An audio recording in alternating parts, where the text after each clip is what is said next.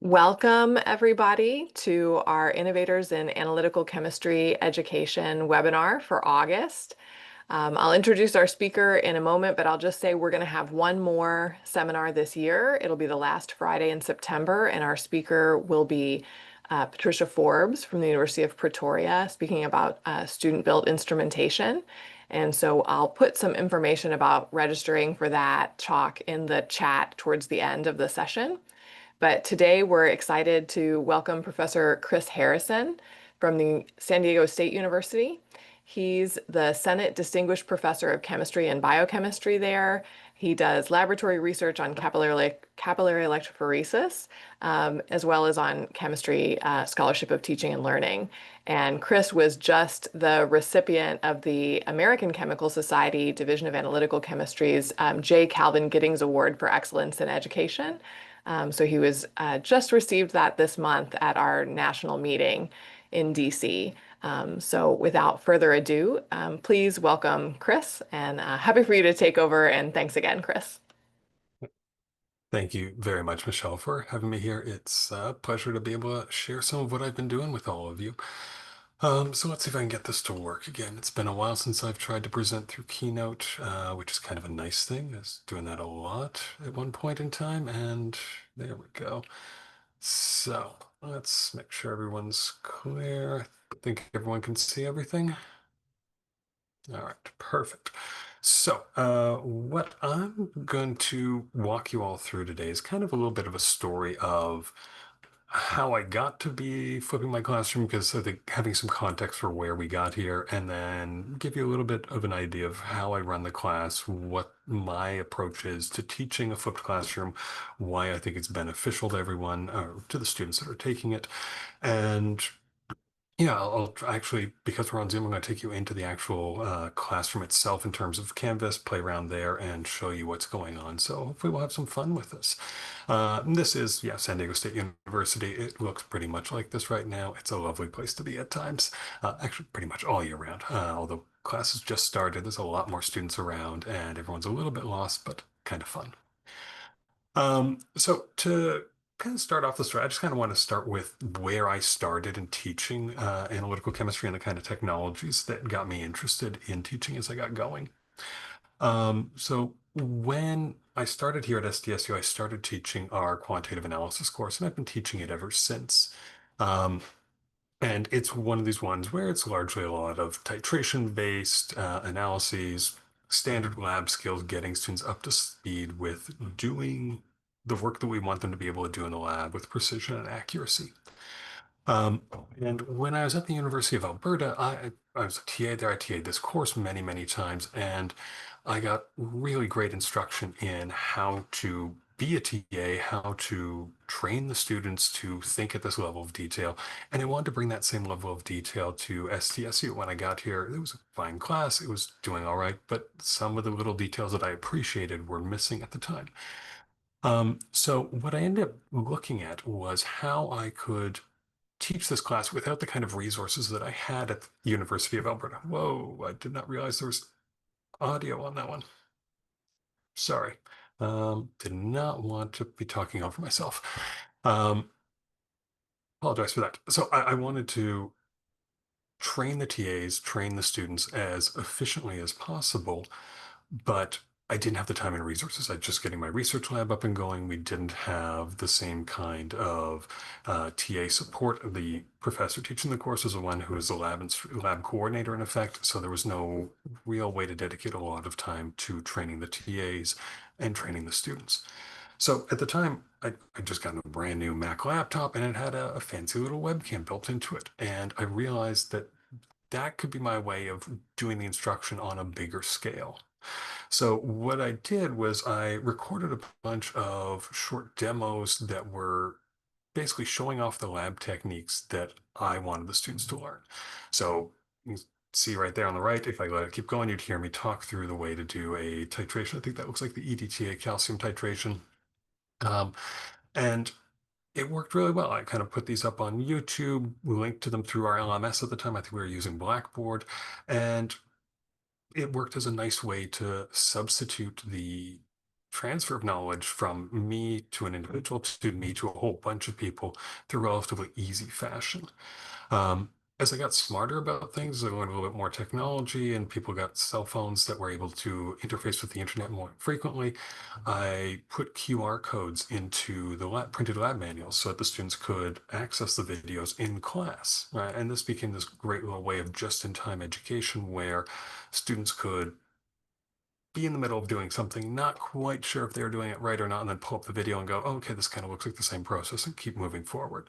So I've kind of been in love with using technology in a way to amplify the way we can teach and kind of make myself be in more places at once. So this kind of led to a bit of growth in my use of video for instruction. I started my YouTube channel when I started here, which is becoming quite a long time ago. It's 2007, and I started with this pipetting demo for the quantitative analysis lab. And over the years, I added a whole bunch of other videos, more about the analytical lab itself, some about some Gem Chem labs as my colleagues learned about what I was doing. And you can kind of see the growth in the channel over here. And yeah, started off relatively low. I think I put 9 videos up there, another 6 for, right? And we're getting some viewership. And it's kind of fun to look at the data. You can see fall semester, spring semester, summer, fall semester, spring semester, summer. Can anyone find COVID, right? COVID happened right in this zone here. Huge spike in viewership, and growth was really kind of amazing at that point in time. And there's been a steady growth in viewership over the years, watching these videos, and it's come from worldwide. I've looked at the stats when it was easy to find on the YouTube channel, and I think just about everyone but people in North Korea had watched the video, which kind of makes some sense. And it's really kind of impressive that there's this much desire for knowledge and education around the world. My viewership dropped off shortly after COVID. I think a lot of people had started making their own videos and really got good at doing these, have better technology for doing it. You'll see I haven't quite updated many videos in a while. My quality of videos is a little bit lower in terms of resolution. Some of the PPE uses wasn't quite appropriate, more acceptable back in the day, if we will. But it was a useful tool that I found was great for being involved in the lab and getting a little bit more instruction and education out there. Um, but that also kind of brought me into the question of, okay, how can I use technology maybe to bring some more interaction into the classroom? Because as I was growing the course, I was getting better at teaching the class, and I wanted to kind of make that a better place for the students to learn. So I looked for ways to start to engaging the students in the classroom itself. And as I said, my teaching started around the same time when smartphones started to become much more prevalent. Students had them in their hands all the time, and it started to act as a way for me to use them as a point of engagement.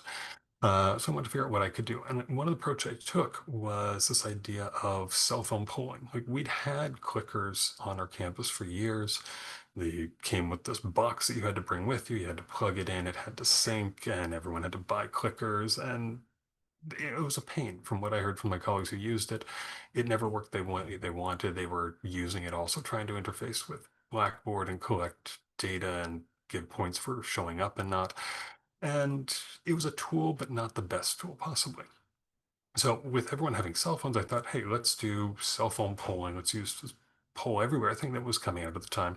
And we could do a question like the one over here, like which is the best buffer for a particular pH, right? And the students could vote into this. I could see what the results were. I could share that back with them. I thought there was going to be a great tool for kind of getting some fast feedback from students and understanding how they're dealing with the work. Um, it wasn't that great in small classes. I found in small classes, students were, a little buying into it, a little bit not. It had more utility in the large classes where it was a little bit harder to get individual engagement, and there more people would kind of pick up the phone and we actually go into it and we get some more meaningful data out of it. But it wasn't quite the way I wanted to do things, or at least wasn't giving me the results I was hoping for in terms of engagement. So I was looking for ways to kind of change the dynamic in the classroom. Like I said, the cell phone polling just wasn't working, had a fleeting effect. They'd engage a little bit and then put away and then not want to pop back out. It just wasn't working quite so well. But around 2012, I saw a presentation at PickCon from Steve Weber, who was explaining how he got students engaged on working in calculation problems in class. And this was one of those fortuitous moments where you kind of go like, oh, this is really a cool idea.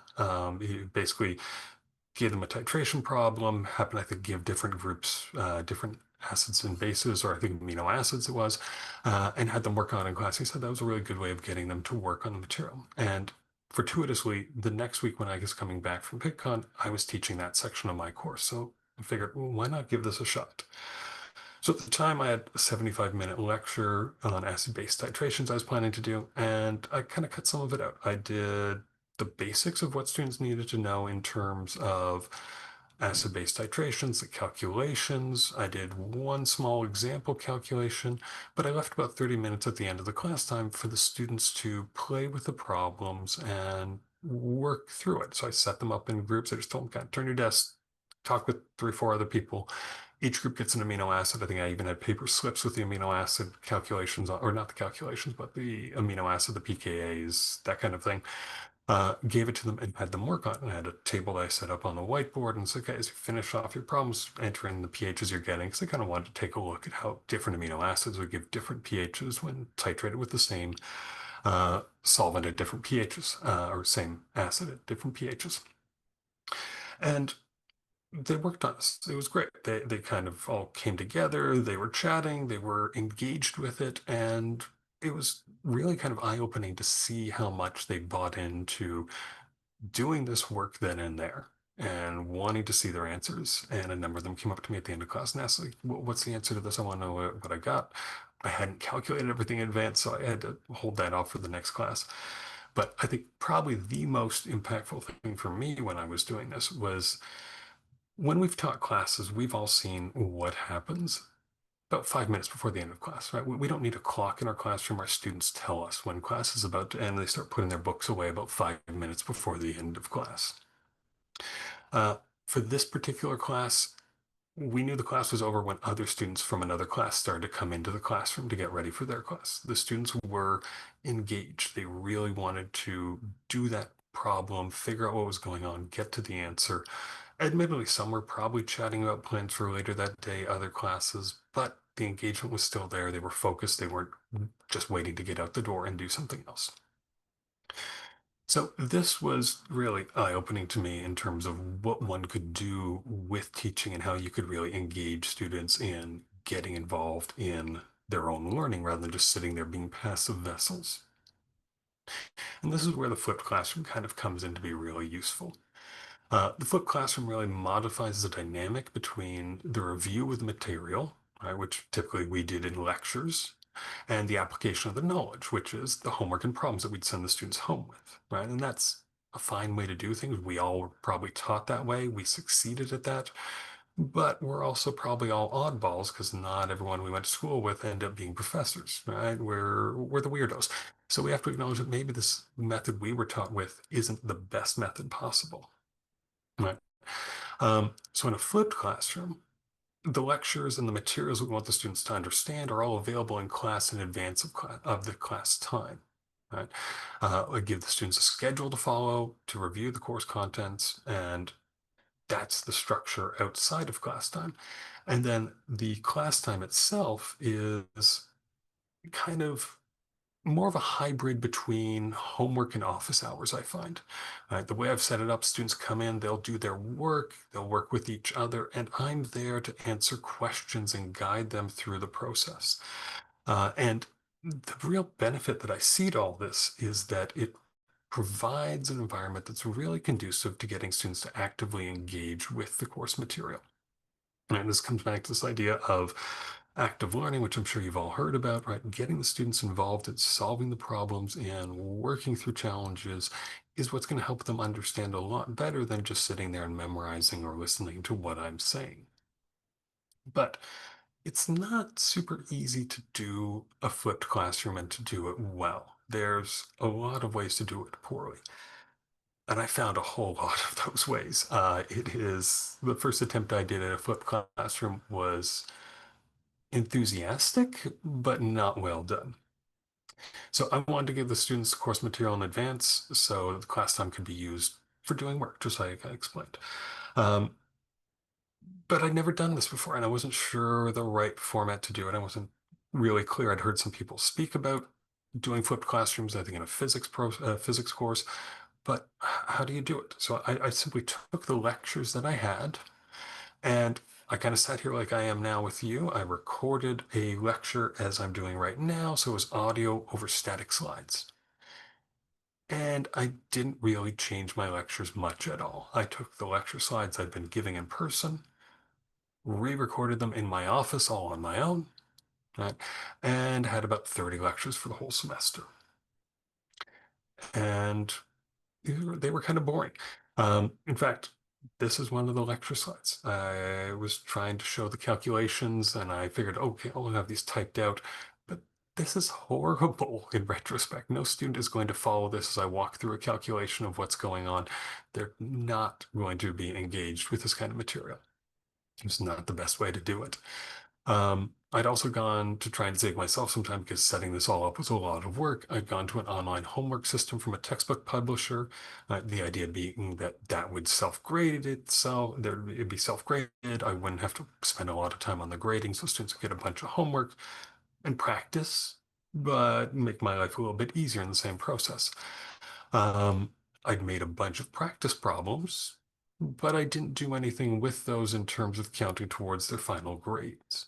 All right, so they were there, but they're like your vegetables on the side of your plate, right? I could have my French fries and hamburger. Well, maybe I don't want the Brussels sprouts so much, right? So there's this challenge in incentivizing what's good for them and getting it to a point where they're attracted to doing the work. This first attempt was not it. This was a horrible approach. The students didn't like it. They let me know, and I appreciate that. And it gave me some valuable feedback for how to set up a flipped classroom a little more effectively. And it took a number of semesters. It took a while to go through iterations of what worked and what didn't to really refine the course to something that would be worthwhile. What I did over a couple of semesters to refine the course and address the deficiencies was do better lecture recordings. Right? And I found a really nice app that at the time, I don't think it does this anymore, but it created these lovely videos where my static lecture slides were on one side and a live video of me was recorded through my phone. And I could stand on the whiteboard, I could do calculations by hand, which put them in a time frame that is a little more amenable for students following along with it. It even had this idea that every slide was indexed in the video, so it kind of gave you these chapters that you could jump into while you were watching the video.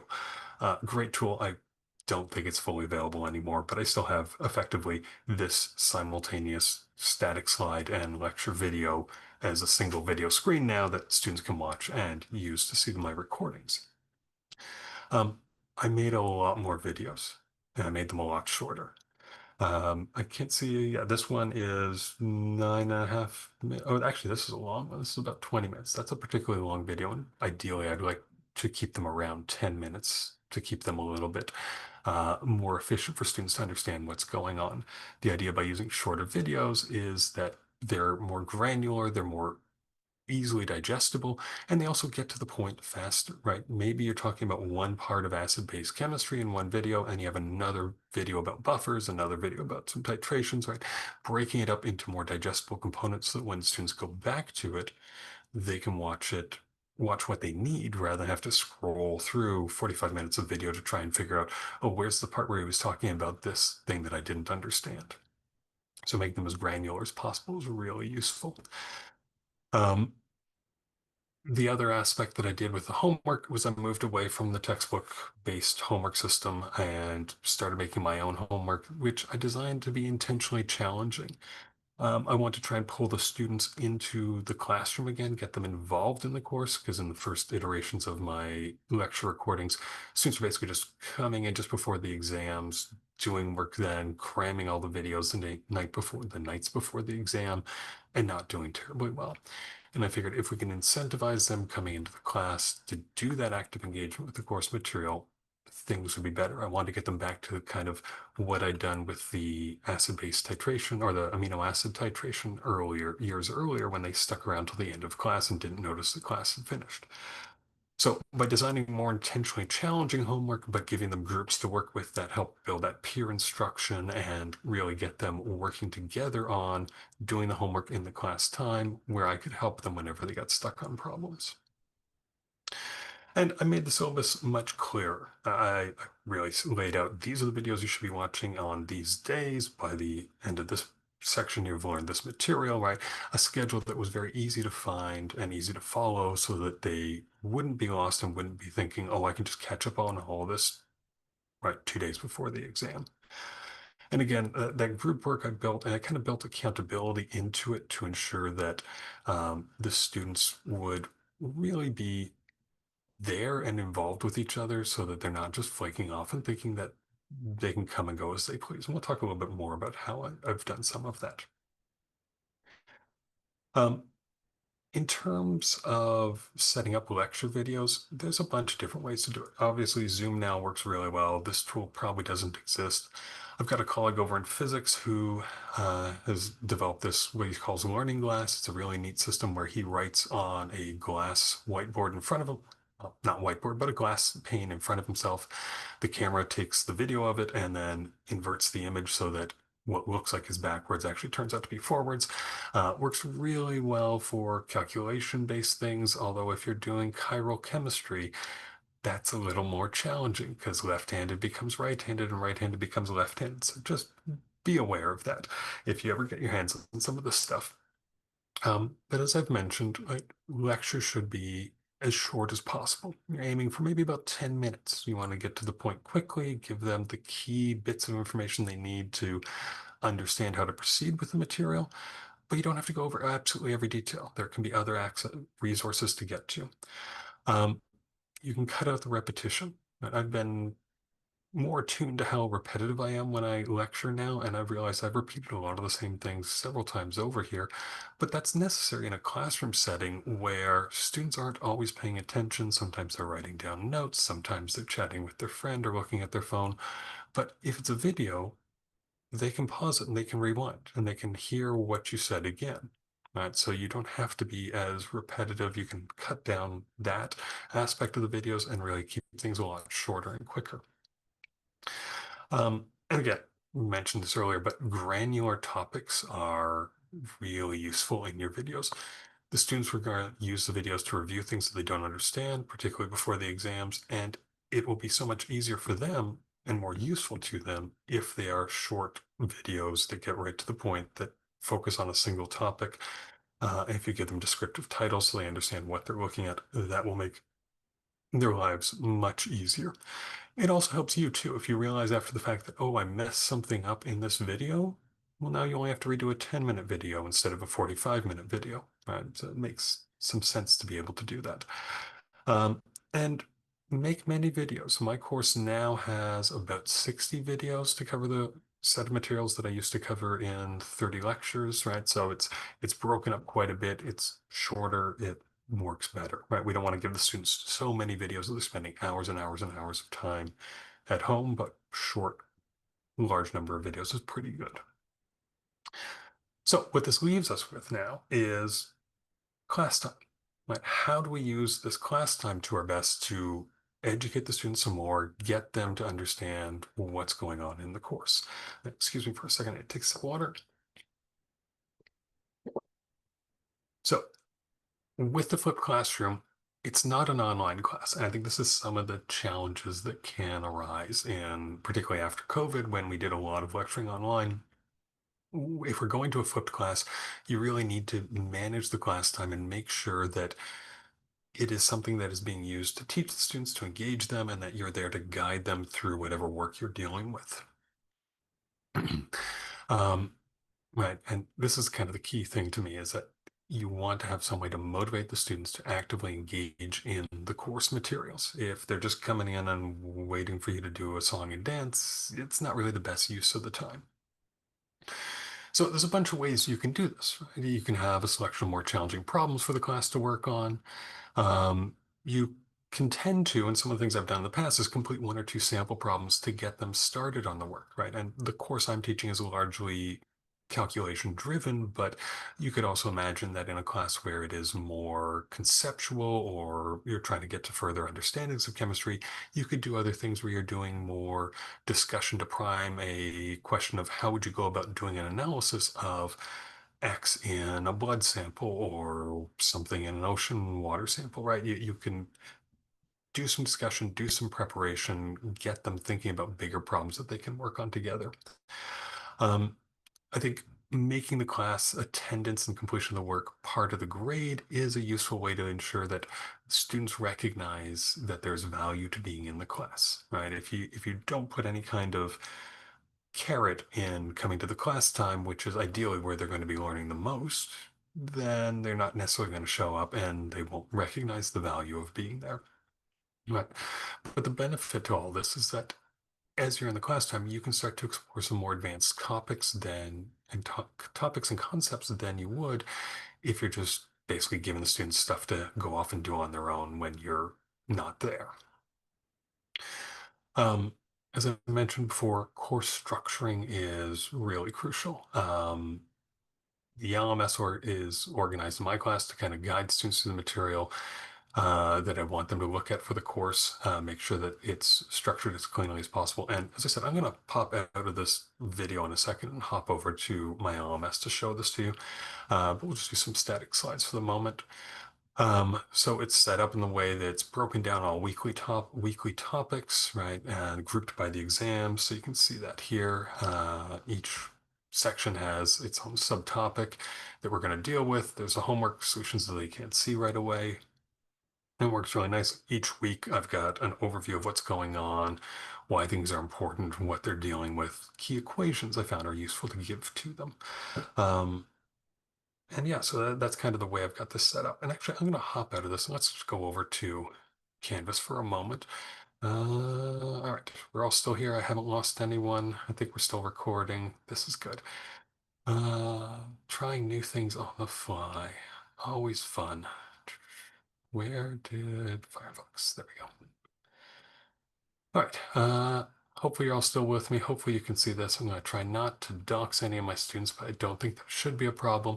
So this is the way I've got my class set up. Actually, one cute thing that I've done is this for doing meetings. This is something that just, if you ever want to, a site called You Can Book Me. And this is if you want to book time for me to have a meeting instead of going back and forth with emails, you pick a date, you pick a 30-minute block of time, enter your information, and then I will meet with you at that time. Really useful if you're teaching large classes with a lot of students that want to meet with you or need to meet with you at times. So anyway, it's a free system. You can just connect it to your calendar, block off time, schedule things. Really useful. In this class, what I've got is I have class materials over on one side. I actually do the lab all through Canvas as well. So the lab manuals built into Canvas. I have them use a Google Doc as a pseudo electronic lab notebook so they get a little bit of practice doing that kind of stuff. We won't really jump into this unless anyone has any particular questions about it, but I'll just take you over to the lecture side of things. So jumping into the lecture, right, some key information of why we're doing this and yeah, kind of explain to them why I teach this class the way I do, because often they've never seen a flipped classroom before, don't quite know how to interact with it. I do have links to tables of constants and reference materials that I want them to use in their calculations because it's useful for them to have that immediately available. And so we all are working from the same tables. Let's go to week 2 because this is what we're about to start next week. We're talking about measurements and error. And again, it's structured ideally so that students understand what they're getting into, right? I try and give them an explanation of why it's important that we want to look at this, because sometimes they don't fully recognize why we're doing things. And it's just, hey, what's going on? They're just going to do things because it's there. Try and give them as much guidance as possible. So what's going on in the lab this week? What's due this week? So homework 2 is going to be due. I linked to the relevant chapters of the text. So I'm using David Harvey's Analytical Chemistry 2.1 at this point in time. So it's a nice PDF textbook that I can link to directly here. I give them which chapters they should be going to, tell them which videos they're working with, and some of the key equations that they're going to be needing to deal with. And then as we go down here, right, different videos of what they want. Wow, I look young there. I really need to update these videos with my older self, but maybe I'm a little bit too vain for that. But I also allow them to download PDF versions of the videos so they can see everything that's there as well, so they understand that and can take notes along the side. Different students interact with this material in different ways. Scrolling down, let's see, there's a few other things. Problem sets for them to work on, the solutions to the problem sets because I don't grade those. In other weeks, I actually have, actually, maybe it's on the next page. Let's see. So next page brings to the homework, right? Um, yeah, let's look at the homework itself. Title has fixed in it because I often make little mistakes and need to update things. So this week I'm kind of getting them a bit used to titration calculations. So I give them some basic questions about how to do how to do a titration right, standard, simple things. One of the things that I like to do with these classwork, though, is make it more challenging for the students. So the first few questions are pretty easy, it's stuff they've seen before, but then we're going to build up the complexity as we go through the assignment so that they need to interact more with one another, and I can push them a little bit further because this is homework that I'm giving them to do in class with me. So I don't worry too much that they might not get it right away because I can give them a hand. I can point them in the right direction. I've built some of these questions that inherently are going to cause a little bit of confusion because life is sometimes confusing and they need to learn to kind of parse through the information they're given, figure out what's appropriate and what's inappropriate for the question they're dealing with. This is probably my favorite question. It's getting them primed for doing some of the titrations in the lab. It's simply a Word document that explains the procedure for a chloride titration with silver ions. Straightforward. They'll do something similar to this in the lab along the way, but it's one of these ones that gets them to start to learn what's important and what's not in the data that we record. So there's some red herrings in here. Like I give them the mass of silver nitrate that we use, but we've prepared it in a bottle. So the volume isn't accurate, but they don't quite get that right away. And a lot of them will go down the path of, okay, we've calculated the concentration of my titrant. I know the concentration of my titrant. Here's all my titration volumes, and this is what I got as a result. But then they kind of start to wonder, why did I titrate a standard when I'm titrating an unknown and I already know the silver nitrate? So trying to do as many of those things where we can have discussions and look at data and understand what's meaningful, what's not, and push them a little bit more in their understanding of chemistry. Um, so that's kind of how I do it. I think I've got, let's see if I can find, this should be the solutions. I think we jumped to week 3. There might be another, that link's broken. Okay. I don't flip through my class straightforward enough like this, as my students should. I think one of the other things I've done in some sections is I just want to get to the bottom here. This is a bigger week, a lot more material. I warned them about that. But some of the times with weeks that are a little more complicated and more challenging, I often have video explanations of past homework solutions. These are some data or materials that I produced during COVID for explaining certain types of homework questions. I found that was useful to give that to them so that they could go over it, have additional instruction on how to approach problem solving. Um, so yeah, hopefully seeing this has been a little useful for all of you. I know it's not exactly what everyone gets to see in my class, but I think I'm a visual person. I like seeing what the structure is and how you can put this all together. I think that makes sense, hopefully. And let's get back to, unless anyone, actually, I'll take a moment. Does anyone have any questions about anything they want to see within here? This is Blakely Adair. I had a quick question. We use Canvas. How do you get the two lecture material and lab materials, those two blocks to show up like that? Because that's one of the things I've struggled with. Um, I found a template that I repurposed from someone else. So I Okay. think if you go into the editing of this, I'm not going to try and edit it on the fly, but I think this was built into some of the Okay. HTML coding of it. I can't remember Okay. where that is, but if you look around in some of the templates, I found this structure that looked appealing to me. Okay. And that's how I set it up this way. Okay. And then within that, they can click to the indexes that are two separate paths that they can take. Yes. Okay. So to be fair, they can move through Canvas in a whole lot of ways. So if the student wants to Right. jump over to modules, they can see a Mm-hmm. whole lot of other things in a way that I hadn't intended necessarily for them to see. I could probably shut that down, but I don't mind giving them other flexible manners of getting into the material.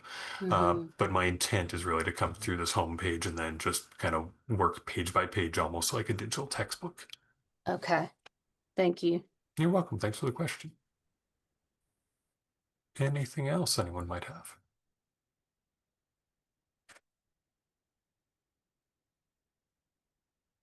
I had Okay. another question if nobody else does. This is Blakely again. Um, Sure.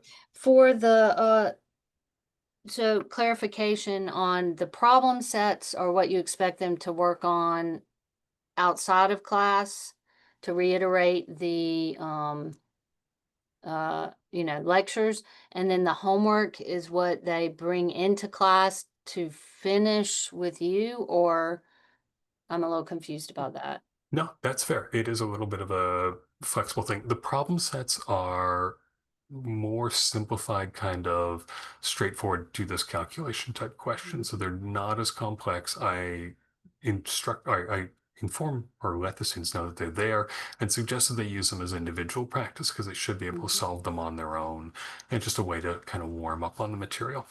Mhm. Um, and when the homework is, yeah, the goal. That's what I'm going to grade at the end of the week. I grade it as a group submission. So they submit one document that I grade through Gradescope. And that's what I want them to be working on in their groups in the classroom and in class time. But it Okay. spills over. Sometimes they work on homework, and that's part of the discussion they have in their groups as they set up their plans of, okay, if we don't finish in class, when do we meet or how do we work on this on our own at home? Okay. So it is part of the in-class discussion, and they can work on it during class and outside because they're not going to get it all done Yes. in the Yeah. class. Most of the time in class is spent doing work rather than me saying much at them. I'll Right. spend maybe 5 or 10 minutes at the beginning of class, but I'll talk a little bit more about that later. But yeah, Okay. there's another question I see. How do I ensure students work first on the problems before looking at the solutions? I can't force them to do that. In the problem sets, if they want to look at the solutions first, they can. I give them as much guidance as possible on how to use the sample problems that I give them, and particularly the sample exams. I try and teach them that those should be training things where they should do the work first and then check their answers and go back. But it's sometimes hard for them not to go to it. For the homework solutions, that's locked off. It's time gated that they can't see the homework solutions until the homework has been submitted. So I'm safe with that. They shouldn't normally have access to it. And Chuck's got a comment that, yeah, I can do Google Calendars to set in. He's got a nice link there to using Google Calendars directly to have people make appointments with you. It's something I should have done at one point in time, but I started with You Can Book Me, and I kind of like the interface. It's a nice way. I don't know if the Google Calendar can do it, but in the You Can Book Me system, I can limit students to booking meetings to no more than 3 hours in advance. So they have to give me 3 hours warning before they try and schedule a meeting with me. I'm going to go back to my lecture slides at this point, but absolutely happy to come back here later on if anyone wants to look at more stuff on this. All right, let's get this rolling again. So, I already talked about course structuring. We took you over there, showed you what was going on. Hopefully that makes some sense. The weekly group homework, I showed you one of the sample problems or assignments that I work with. One of the things I do in the class, and this is really born out of a necessity of trying to get students to work together and be more accountable to each other, is in the first week of the class, I have the students write a group contract that is ideally intended to keep everyone accountable. Um, I give them a template of this as a Google Doc. They can copy it and repurpose it and reuse it as they like. But the idea is that I want them to recognize that they are part of a team that's working on this homework, that they're going to be accountable to each other. There are going to be weeks when someone's got way too many exams and they can't contribute, and that's okay. But we want to try and avoid the problems where someone is just coasting along and being carried by the rest of the class or the rest of their group and just being dead weight. So this is hopefully putting people in the right mindset for that. It is difficult to get them to always work together properly, and there are certainly times when it doesn't work out as I'd like, and I've had to dissolve some groups, or they've dissolved themselves, and we've moved people around. But that's inherently the challenge of working with other people, but it's something we all need to learn how to do as we grow in our careers and education. Um, as I said, the homework's due on a weekly basis. The students have flexibility as to when they work on it and how they work on the problems, but I generally want them to kind of work top to bottom through the process, working on it together to figure out how to solve these problems. Largely, and this is one of the things I've had to start to re-emphasize as I've made the homework a little more focused, is that the homework has been scaffolded to start with the easiest types of problems and then build up to complex, more challenging ones that I want and need them to collaborate on. Students do sometimes have the tendency of looking for the easiest way to solve things. So you do problem one, I'll do problem two, she'll do problem three. That just tends to be mean to whoever gets the later problems, and they don't tend to learn as well for it. So this semester, I'm really trying to focus them on do everything together. Both of you do the calculations, or all three or four of you do the calculations, see if you get the same answer. If you do, that's great. If not, talk about it, figure out what's gone wrong, and see what happens there. So trying to get them to be more diligently collaborative on what they're doing. And the desire in the homework is really to get students to work with each other and offer discussions and guidance at points during the class time. I see there's a couple of things that popped up in chat room. I can't find my mouse anymore, so I will get to those after I finish these slides. I got a couple left. Um, so yeah, that's kind of how things are going. One of the things about this is classroom matters, and it's nice. This is my classroom currently. I love this room, and this is just a snapshot of students at one point just being in class, doing their work, and this is how they work at it. They're working in groups. They've got screens that they've got stuff plotted on. They pull up the homework. Some of them pull whiteboards over. It's wonderful and engaging, and I don't have to do a lot. It looks like the clock says it's about a half hour into the class at this point in time, and they're fully engaged in what they're doing, and it's great. So what I do when this is going on is in my structure, I limit my structure, my lecturing to just what needs to be covered, right? Usually it's clarification of challenging points in the week, maybe some information about what's going on in labs or things they need to be aware of, preparations for exams. Sometimes I'll do some additional calculations on the whiteboard if things are particularly challenging. I may interrupt the whole class as a group when there's things that many groups are struggling with, but the amount of time I spend speaking in any one class is maybe 5 to 10 minutes twice a week. So it's not a lot of time that I spend speaking to the class as a whole. Most of my time, I'm wandering around from group to group. I'm listening in on them, trying to figure out, are they understanding what's going on? Are they struggling with things? Let them go down that wrong path for a little while and see if they can figure it out, but make sure I pull them back before they get too far down the wrong path. Basically, my role is to be a guide. I'm there to answer questions when they arise, give them guidance, help build their confidence and understanding in the course materials. So the benefits of the flipped classroom that I've seen is that my time is used much more effectively. I'm not there just talking at them, giving them the same jokes on the same lecture and hoping that my material isn't so dated that they don't laugh at what is the matrix, which they probably wouldn't anymore. So I'm glad not to be doing that.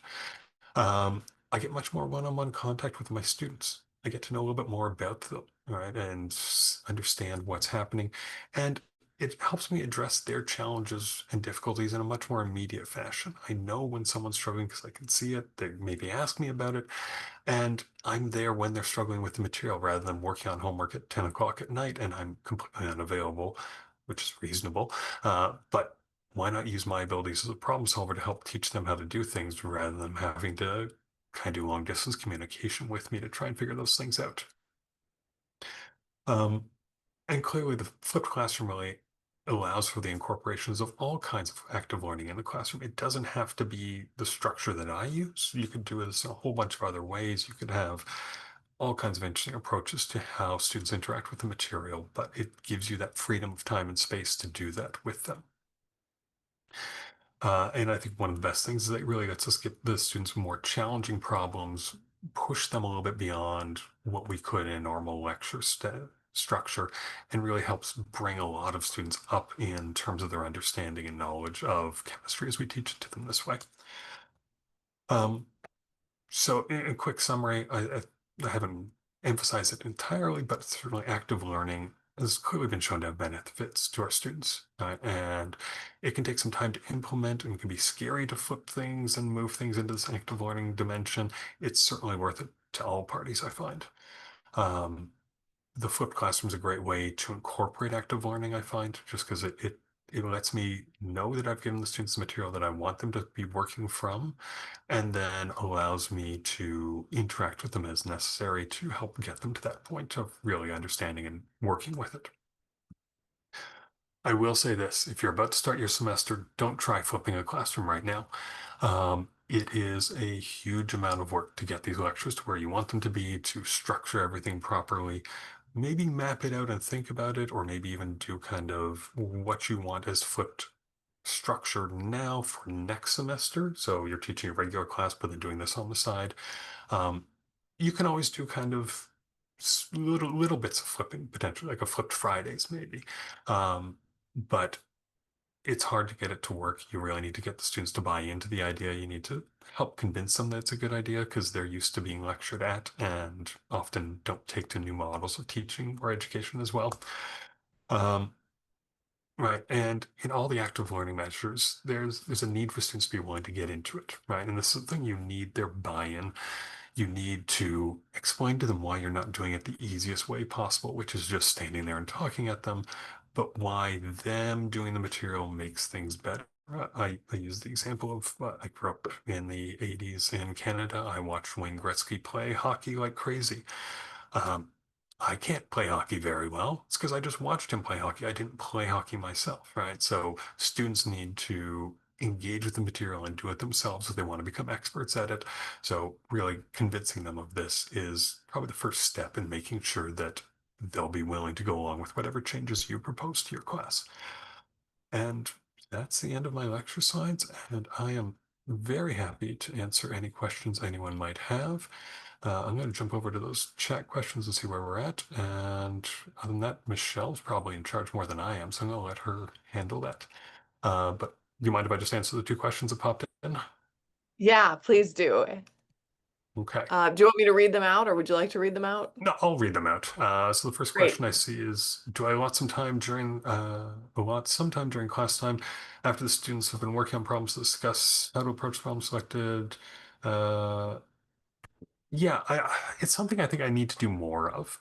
I think I need to really kind of do a summary of how to solve the problems, kind of talk them through some of it. In some cases, I will when there's particularly challenging materials that I will stop them all from working, kind of gather their attention, work on the whiteboard, and um, show them what's going on there. But it's that question of balance of time.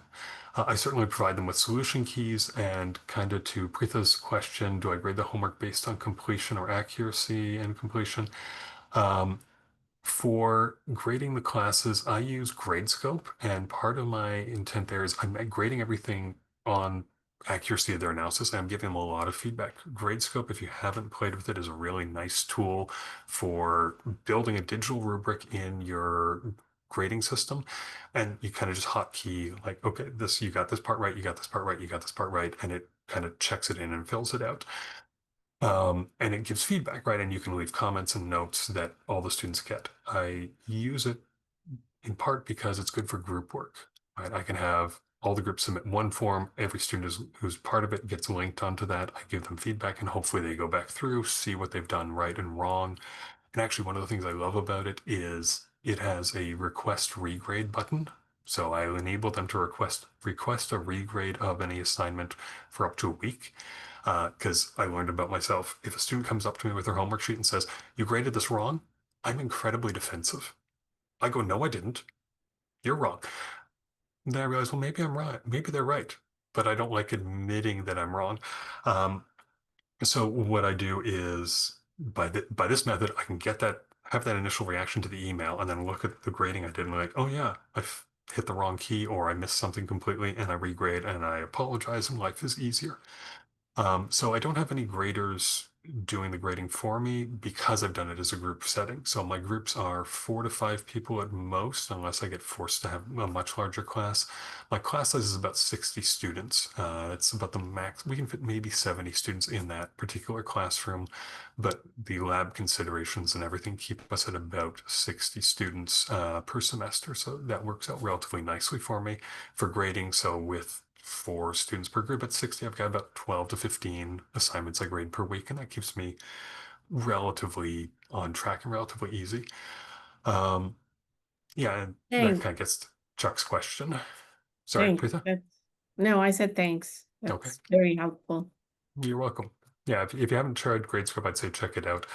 It's really nice for exams too. You can create little boxes that in your printed exam, you just scan it with a photocopier, upload them as PDFs, and it will sort answers based upon the numeric values that are in the boxes as soon as it can identify where the boxes are. It's good at reading students' handwriting better than I am at sometimes, which is really scary. So it's pretty neat. Um, and yeah, to Chuck's question, how big a class can you flip? I think it all depends on how you do it. The physics prof that I heard who was doing a flipped classroom, I think he was doing it with a auditorium lecture of about 120 people. It's certainly doable, but you can't do it in the same way, right? The group work assignment that I'm doing is really conditional upon having a space that is conducive to that. Whereas a lecture auditorium, you're not going to be able to do that kind of interaction and engagement. You'd have to use some other tools to get students to work together, and that changes kind of the structure of what the flipped classroom is. Just to follow up on that, Chris, do you or does your physics colleague have a teaching assistant to help get around to all the groups? Because I can imagine sometimes they're trying to get your attention and they have to wait a minute because you're with somebody else. Do you have experience using teaching assistants? I have not felt the need to pull teaching assistants into my class, but if it was any larger, and we do have one other room that is in the physics department that probably does about 120 in more of a flat room, big table style. If I were to get a big enough class that would be necessary, I would probably want to pull in at least 1 or 2 teaching assistants there. I've kind of trained my students pretty early to that. Maybe yell at me, come over, tap me on the shoulder from not paying attention, because yeah, sometimes it's a little bit difficult to get my attention when one group is pulling me in one direction. In terms of groupings, so do I randomly assign groupings, allow students to select their own groups, or assign them myself? Um, Kind of a bit of a mix. I try and send out a survey at the beginning of the semester to figure out something about my students, right? Like, are they chemistry majors? Are they biology majors? Are they transfer students? Have they been at SDSU a long time? Are they night owls? Do they work with Macs or Androids or PCs or whatever? Just some of these are just silly questions, but it gives me a little bit of variety and understanding of who they are, and also ask them who they may want to work with if they know anyone in the class, or who they may not want to work with, because there's sometimes people have been in classes together and they don't work well together. So I kind of use that to try and build groups, but I let them know, hey, this is my guidance. If it's not working, if you don't want it, we can move people around and shuffle. Um, Yeah, and to deal with students that are working well and not working so well, I don't tend to mix the groups up. What I do try and help do is point out to the students that are understanding things well, who may have a partner in their group who's not as strong, is that both parties are benefiting from this. That the person who understands it is gaining that advantage of teaching it, as I think we all learned when we started teaching, that we suddenly understood this a lot better when we had that little internal bullshit meter go off and go, oh, I don't fully understand why we do it this way. I tell that to the students and let them understand that, yeah, it might be a little more effort for you to help this person along, but their understanding from the peer instruction, which is often a little bit better than my instruction towards them, because it's coming from someone who has maybe struggled with the material a little bit to get it up there, get it to a point where they can understand, and the person who's doing the instruction is benefiting. I still, yeah, I don't try to mix up groups because I feel that when they work really well, and I don't want to impede that.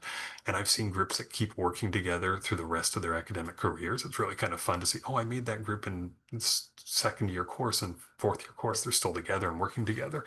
But some dissolve and we need to move people around. And that's always a challenge with working with people. We're random and variable in a lot of ways.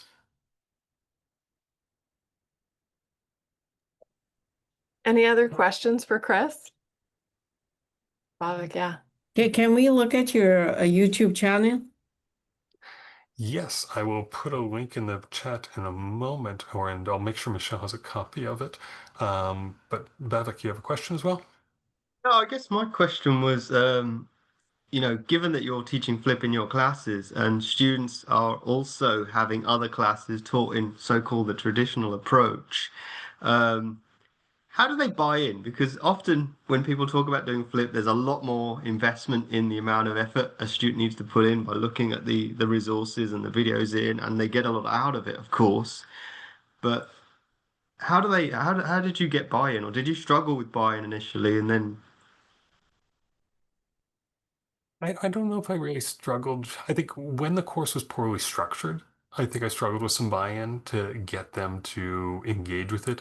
I think as it's become a little more structured, I think there's a little more recognition from the students and maybe a little bit of historical knowledge from peers that have taken the class that say, oh, it's not that bad. Um, but yeah, I seem to get a lot of them to buy in pretty easily. I think I may have that spiel down that kind of explains it. Like one of the first announcement I send out to the students is, hey, we're doing this. It's a weird way of doing it, but I've seen results of students getting better. So yeah, that's it. I think it's a personality thing to some extent. I don't know. They seem to have bought in mostly. brilliant? Some And I some guess still don't. my follow-up on this is that, and I hear this a lot because obviously I like to do flip myself, but you often get a lot of people that say it's not conducive for lots of subjects, right? It's really great where there's problem-solving activities associated with it. Did you find that there are certain things that really work well for flip, things that don't, or do you think that everything could work for flip? Um, I think everything can work for football. I mean, my wife's an English professor or has PhD in English literature, and she points out to me that my flipped classroom is the way they teach everything in the humanities. Go home, read the book, read the text, interact with it. We're going to come in and discuss it.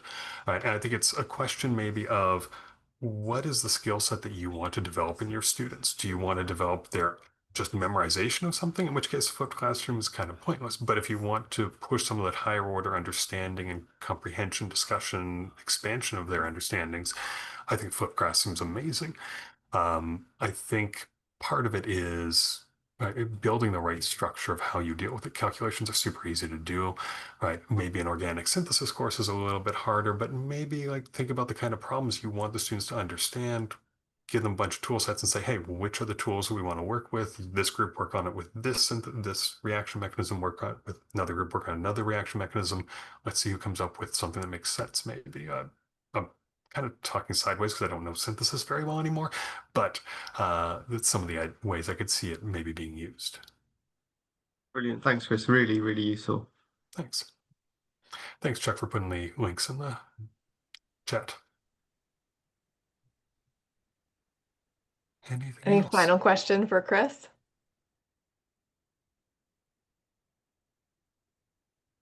If not, if you don't have questions now, you're absolutely welcome to email me. I don't know if Michelle shared it or not, but you can find me at SDSU's webpage.